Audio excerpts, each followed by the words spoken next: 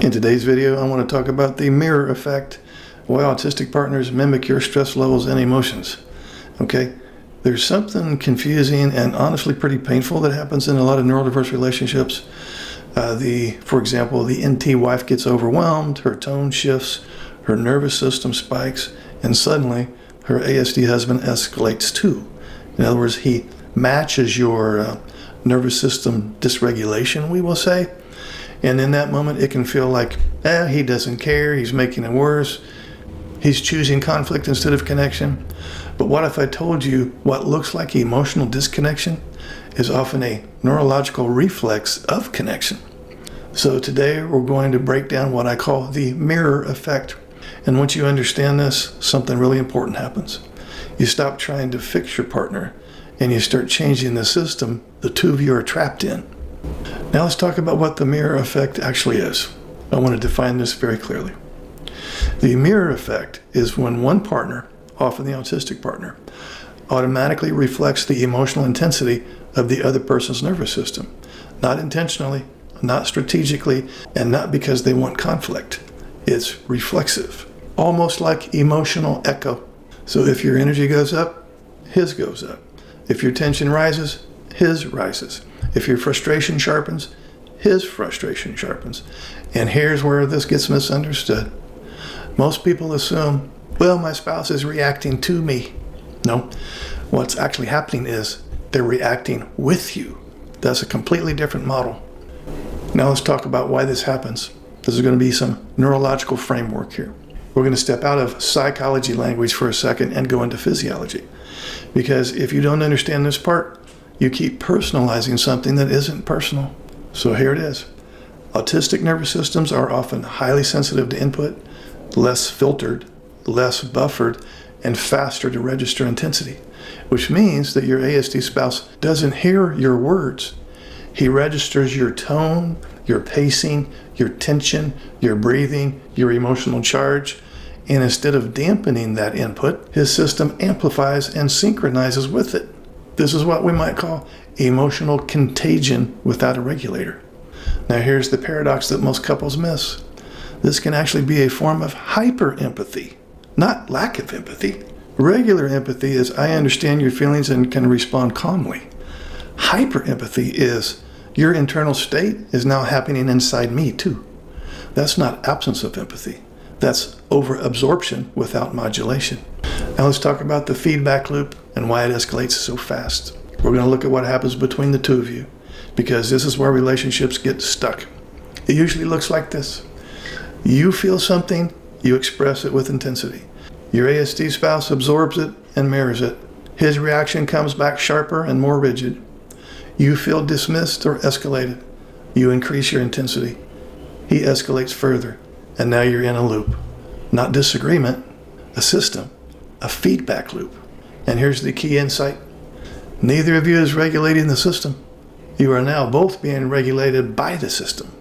And that's why these conflicts feel fast, confusing, hard to stop, disproportionate, because they are. You're no longer dealing with content. You're dealing with nervous system synchronization gone wrong. Now, let's look at why this gets labeled as, well, he just doesn't care. Okay, we're going to talk about the emotional meaning people assign to this, because this is where the damage happens. The NT partner often feels, well, if he cared, he would calm me down. But from the autistic spouse's side, what's happening is more like, I'm already flooded, and now I'm reacting to both of us. So instead of calm, regulate, respond, it becomes absorb, spike, react. And when both partners misunderstand what's happening, you start assigning character judgments to physiological events. He's selfish, he's cold, he's combative. When in reality, his system is overloaded. Your emotionality becomes contagious. Now let's talk about the reframe that changes everything. Here's what I want you to hold on to. Mirroring is not the problem. Unregulated mirroring is the problem. Let me say that again. Your partner reflecting your emotional state is not evidence of disconnection. It's evidence of synchronization without control. Now let's talk about some practical tools to break the loop, because insight without tools doesn't change anything. Tool number 1, regulate first, then communicate. If your nervous system is elevated, Your words don't matter yet. Because what your partner is receiving is not your message, it's your intensity. So before you say, we need to talk, try, I want to talk about something important. Give me a few minutes to get calm so I can say it clearly. And that one move alone can prevent escalation. Tool number 2, lower the input signal. Remember, your ASD spouse is responding to input, not just meaning.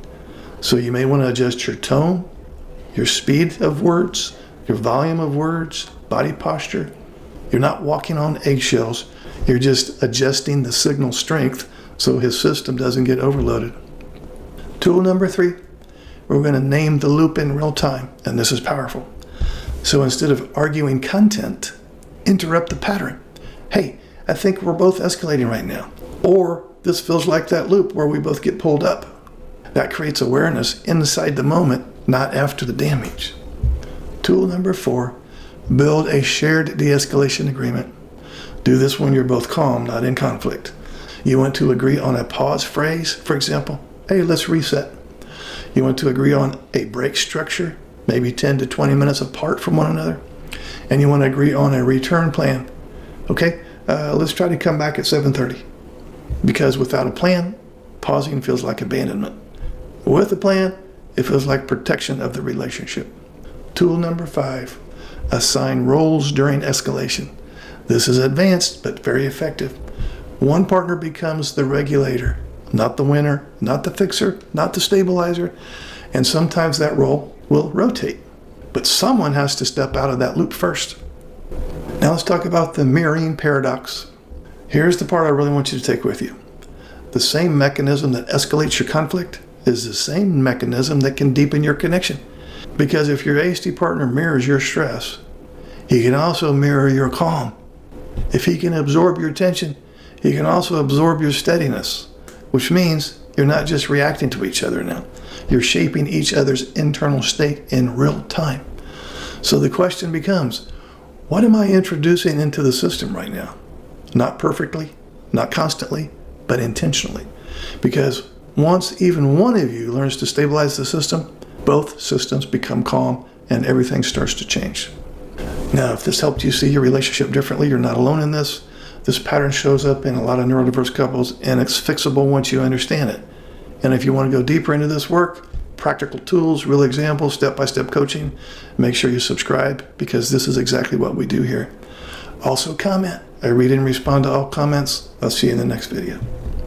Would you like to schedule a paid private coaching session? This will be in the form of a face-to-face Zoom call. Underneath any of my videos, you'll see this Calendly link. If you click on that link, it'll open up my calendar. You can pick the available days and times that works for your schedule. You'll get a follow-up email immediately after purchasing a session that will have the Zoom link that coincides with the day and time that you picked. I will get an email too that you scheduled a session, and I will be available on that exact day and time, and we will talk. I look forward to working with you.